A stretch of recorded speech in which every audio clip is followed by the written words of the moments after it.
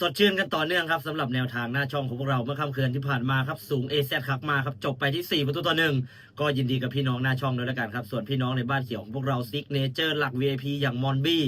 ไม่ทำให้ผิดหวังครับ2ตัวเน้นมาครบมาเต็มเลยแต่น่าเสียดายครับชุดอัลบั้ม3หลุดแค่เมาโม่ตัวเดียวครับก็ต้องกราบขออภัยด้วยแต่ยังไงก็ตามครับบวกลบคูณหารกันแล้วตัวเน้นตัว V มาแบบนี้ก็ยังคงมีกำไรติดไม้ติดมือกันไปอีกเช่นเคยครับวันนี้1คู่ที่เราหยิบยกมาฝากกันอีกเช่นเคยครับไปที่ฟุตบอลฟินแลนด์พรีเมียร์ครับเป็นการพบกันระหว่างคอกตาครับวันนี้เปิดบ้านต้อนรับการมาเยือนของฮาก้านั่นเองครับก็ต้องบอกว่าทั้ง2ทีมเนี่ย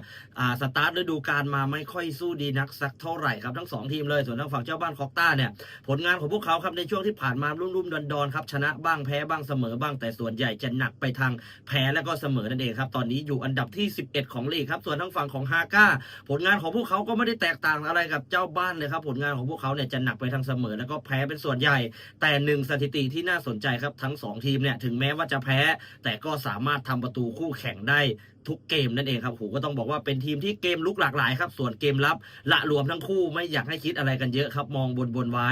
ปลอดภัยที่สุดครับนี่คือแนวทางหน้าช่องที่เราหยิบยกมาฝากกันวันนี้ครับส่วนแนวทางเพิ่มเติมซิกเนเจอร์หลักตัวเน้นตัว V ครับอย่างที่บอกไว้ทุกคลิปทุกช่องทางเข้าหน้าโปรไฟล์ใต้รูปเลยครับส่วนแอปสีแดงแอปสีฟ้าเดี๋ยวทิ้งทางเข้าไว้ให้ในใต้คอมเมนต์ครับฝากไว้ด้วยแล้วกันวันนี้ดูบอลให้สนุกเฮงๆรวยๆปังๆทุกท่านสวัสดีครับ